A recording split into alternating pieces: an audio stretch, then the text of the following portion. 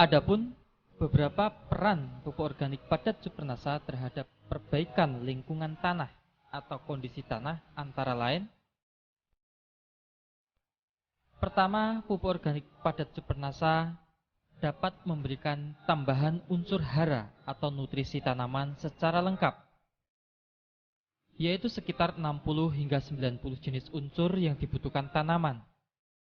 Hal ini mengingat bahan baku Supernasa adalah bahan-bahan alami yang mengandung unsur antara 60 hingga 90 jenis.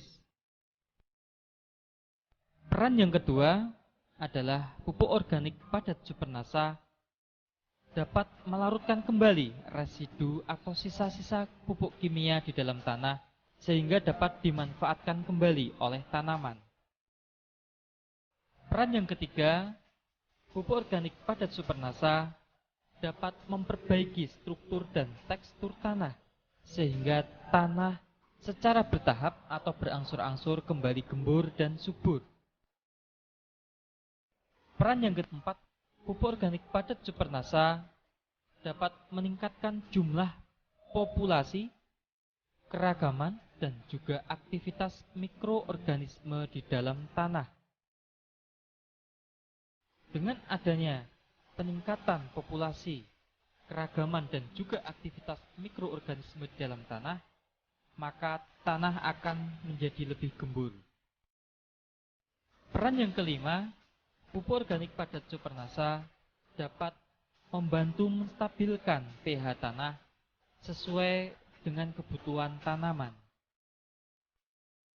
Peran yang keenam, bahwa pupuk organik padat Supernasa dapat memberikan tambahan zat perangsang tumbuh alami atau hormon tumbuh alami bagi tanaman berupa hormon alami auksin, giberelin, dan sitokinin.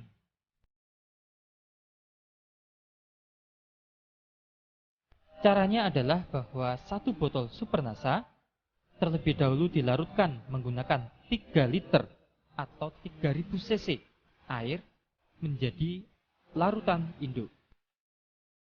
Dari larutan induk tersebut, kita ambil 200 hingga 300 cc, kurang lebih 1 gelas biasa.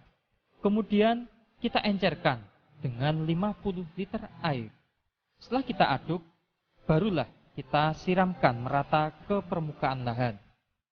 Selama pemupukan dasar hingga nanti fase tanam, masukkan air secukupnya. Jangan sampai melimpah ruah sehingga mengalir keluar dari lahan kita. Setelah kita lakukan pemupukan dasar dan juga penyiraman Supernasa, kemudian kita lakukan penggaruan atau garu. Tujuan penggaruan adalah agar tanah menjadi rata dan rerumputan yang masih tertinggal dapat terbenam ke dalam tanah. Tanah yang sudah digaru dibiarkan selama 4 hari. Setelah tanah sudah menjadi lumpur halus dan pupuk dasar maupun Supernasa sudah menyatu dengan tanah atau bereaksi dengan tanah, baru lahan siap ditanami.